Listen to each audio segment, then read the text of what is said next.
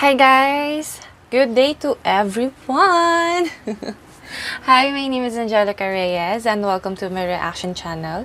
Please guys, don't forget to subscribe and hit the notification bell for more updates. So, for today's video, we're going to watch about Hinduism, the most old religion in India. So, let's see how I'm gonna, if I know some facts about Hinduism, and let's see how I'm gonna grasp all of this facts. So let's start.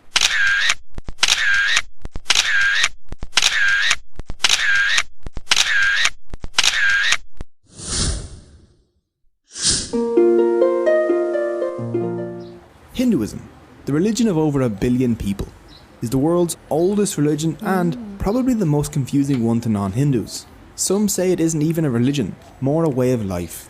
Hindus themselves call it the Sanatana Dharma, the eternal tradition. So, what is Hinduism? Does YOLO apply to them? And who is this elephant guy? Well, let's find out.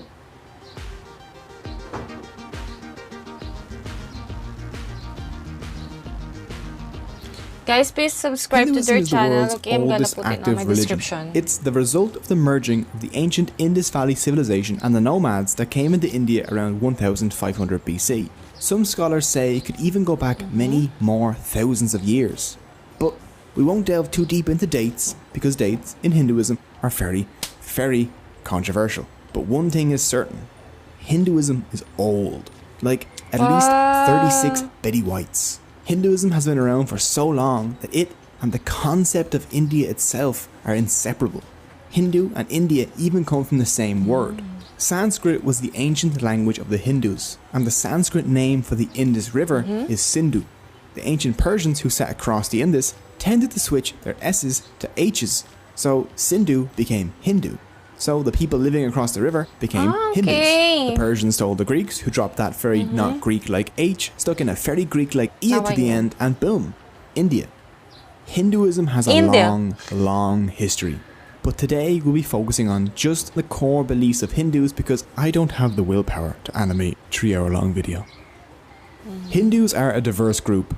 Some are strict, dedicating their lives to prayer, while others don't believe in any gods but still follow Hindu philosophy.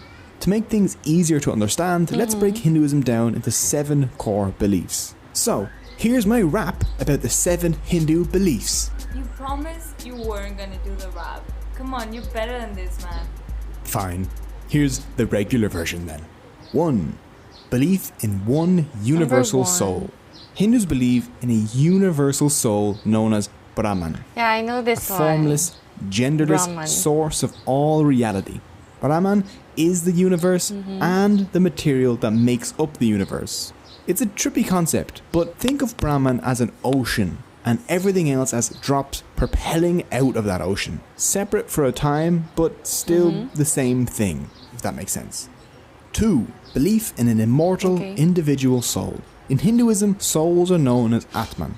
Actions of the soul while in a body have effects on that soul's next life. When you die, your soul moves to another new body. This is called transmigration. The kind of body the soul inhabits next is determined by karma. It's like reincarnation, like that in Christianity. In our religion, it's kind of reincarnation. 3. Belief in karma. Karma is action, usually good or bad actions that affect society. For Hindus, karmic actions in the past affect us today, and our actions today affect our soul's future. 4. Belief in moksha. The goal in Hindu life is to somehow get back to Brahman. If a Hindu can do this, they will be freed from the cycle of life and death. This is called moksha. You can achieve moksha by realizing your oneness with Brahman.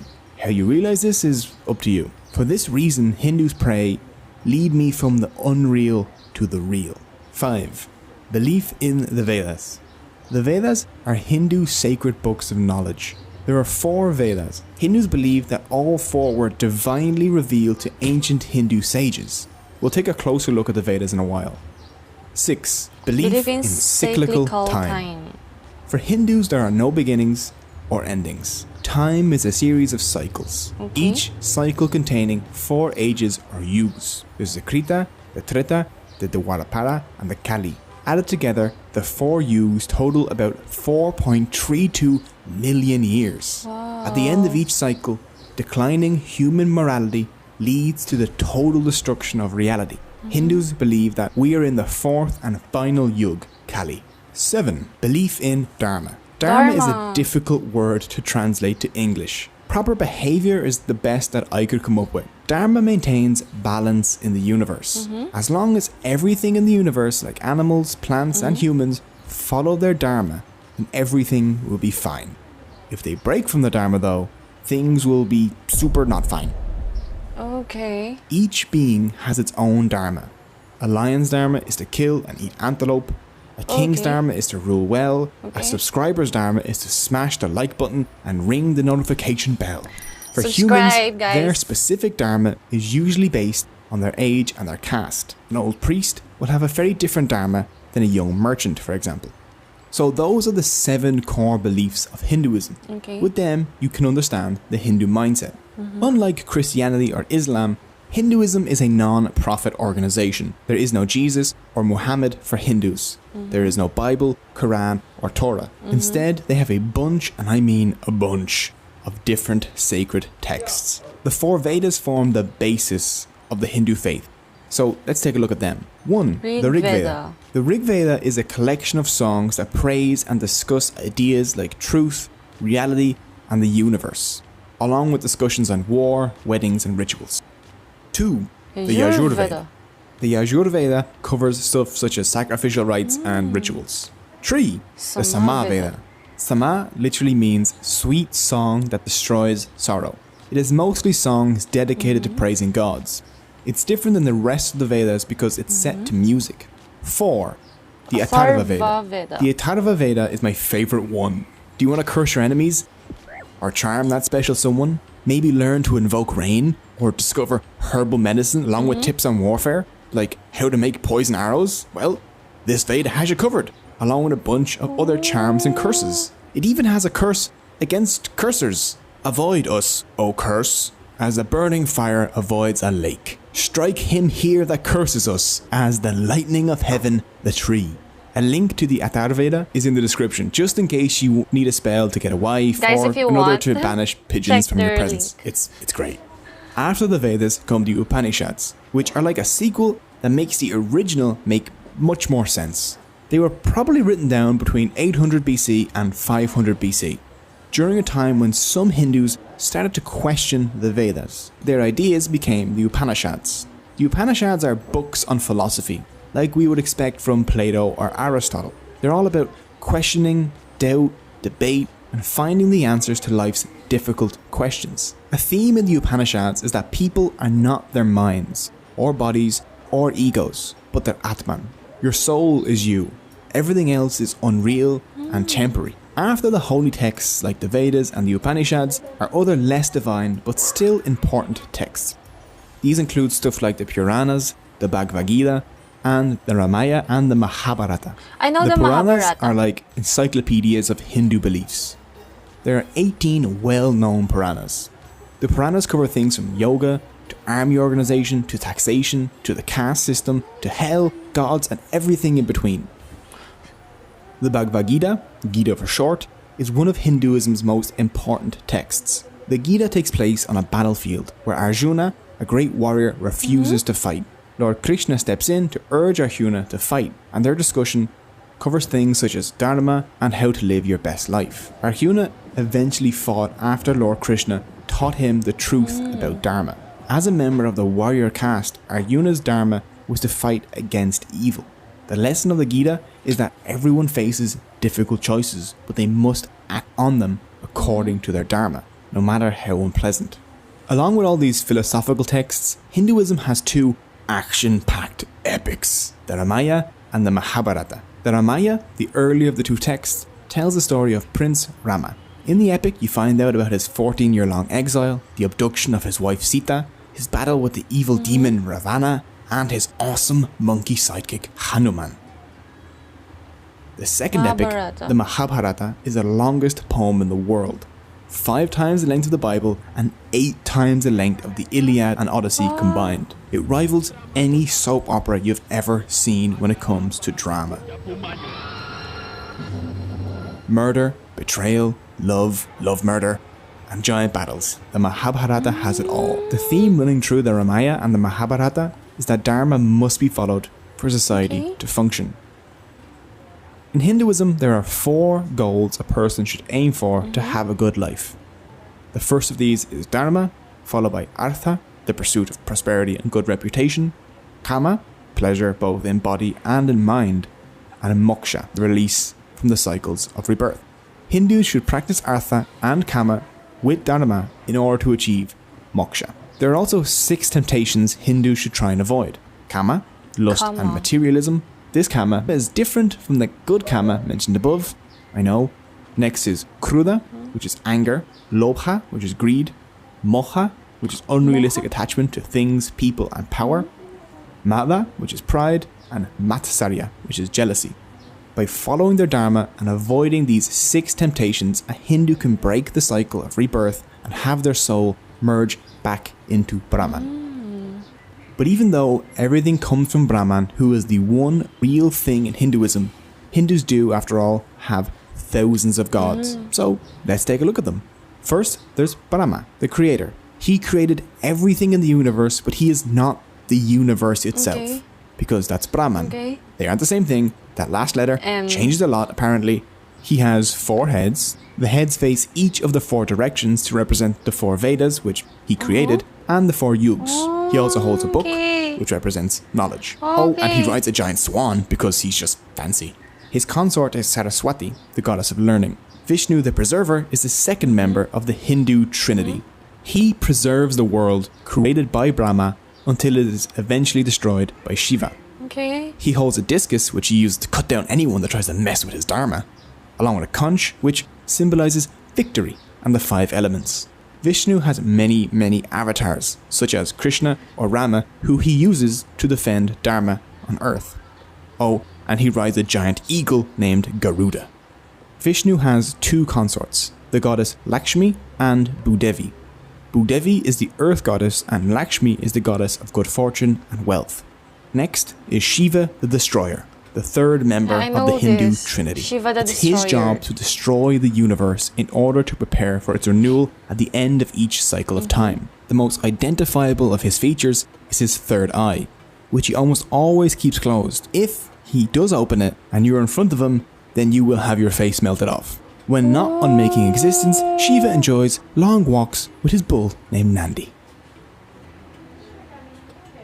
At the end of the Kali Yuga, the 4th age of the world, Shiva will perform a dance that destroys the universe. Which is odd because people have told me that my dance moves make them wish the world would end. So me and Shiva have quite a lot in common. Parvati and Sati are Shiva's consorts. Shiva also has 2 sons, Ganesha and Murugan. Ganesha is worshipped as the remover of obstacles, and Murugan is the god of war. Ganesha holds a very special place in the heart of Hindus, due to him being the remover of obstacles. The elephant head is the most obvious clue to identifying him. He was actually born with a human head, but after Shiva cut that one off, he kind of had to make do with an elephant one. If you're Christian or Muslim, you're aware that your religion has a bunch of different denominations, like Catholics or Protestants, Sunni and Shia. Hinduism has these too. Hindus developed 4 major denominations, some of which have their own subdivisions. The Vaishnavas primarily worship Vishnu and Shaivas primarily worship Shiva and his sons. Smartas follow sacred texts like the Puranas, the Ramayana and the Mahabharata rather than the Vedas. They worship 5 gods and goddesses, Ganesha, Durga, Surya, Shiva and a preferred avatar of Vishnu. Finally, Shaktas worship the goddess Devi. Shaktas see Devi as the ultimate and eternal reality, like a feminine Brahman. Even though there are all these variations and more, the core beliefs of Hindus remain mostly the same.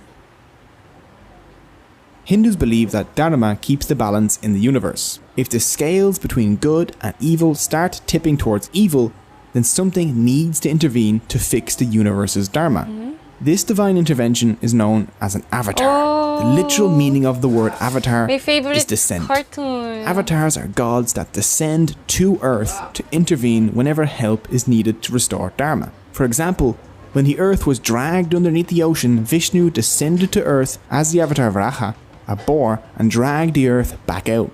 In other cases, Vishnu was born on Earth as a human avatar like Rama or Krishna, where he spent his avatar's life fixing Dharma. Okay. So, That is the the caste history. system. If you Okay. only know one thing about Hinduism, this is probably it. People see it as an oppressive system that locks people in place based on their birth. And for a huge part of history, that's what it's been, unfortunately. Let's do a quick explanation of what the caste system is.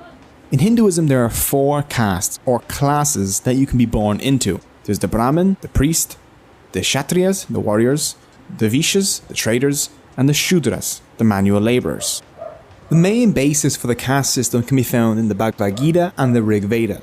Krishna says in the Gita, "I have created a 4-fold system in order to distinguish among one's qualities and functions." The Rig Veda also refers to the 4 castes. It says humans were created from parts of the god Purusha, the Brahmin from his face, the Kshatriya from his arms, the Vaishya his thighs, and the Shudra his feet. This system was supposed to assign people functions based on their abilities, not their birth. If someone had the qualities of a Brahmin or a Vaishya, they could fill those roles. The Gita didn't restrict movement among castes, and the caste system functioned as intended for a while, until a document known as the Laws of Manu came about around the 5th century BC, popularly referred to as the Manu Smriti. They created hard rules for Hindu life. 2 rules presented in it contributed to the way the caste system turned out. Manu states that the Brahmin were the lords of all castes, and he forbid moving among the castes. The caste you were born into was now the caste you're stuck in. If you give humans a hierarchy, they'll exploit it, and things will go sour pretty quickly. As time passed, Hindus began thinking in terms of upper and lower castes. Soon, cleaning toilets, tanning leather, and dealing with meat products were thought to be impure. The people doing those jobs became untouchables, the lowest of the low, a people without caste. And the rest is history. The modern world has brought many changes though. Now Hindus mix freely while working together in the same businesses, attending the same schools, and generally just living together. But when it comes to marriage, many Hindus still stick to their own caste. But this too is changing, and on Hindu dating websites you can actually see people list a non-preference for caste. It'll say caste no bar. So those are the basics of Hinduism. It isn't even close to covering everything. One video simply can't do it. Hinduism is too diverse, too deep, and means too many different things to different people. But learning even the basics of this fascinating and ancient religion gives us an insight into the worldview of over 1 billion people, and I hope you enjoyed it. You can find all the sources used in the description below. If you would like to follow your correct Dharma, then please subscribe. If you're interested in supporting the channel, Okay, so guys, don't forget to subscribe to their channel. I'm gonna put it on my description. And all of these facts, I don't know this, about Hinduism, how great is Hinduism, what is the things you should, or me and you guys should learn about Hinduism. This is so new to me. I just know some facts about Buddhism like that, and I don't know everything about Hinduism. So guys, thank you for watching, and hope you like it, and hope you understand what's going on the video, because I understand and I also grasp the knowledge in this video. And guys, don't forget to subscribe and hit the notification bell for more updates, and put some comments. Guys, if you want to recommend something, put it on the comment section. So guys, thank you very much. Bye. Have a nice day. Bye.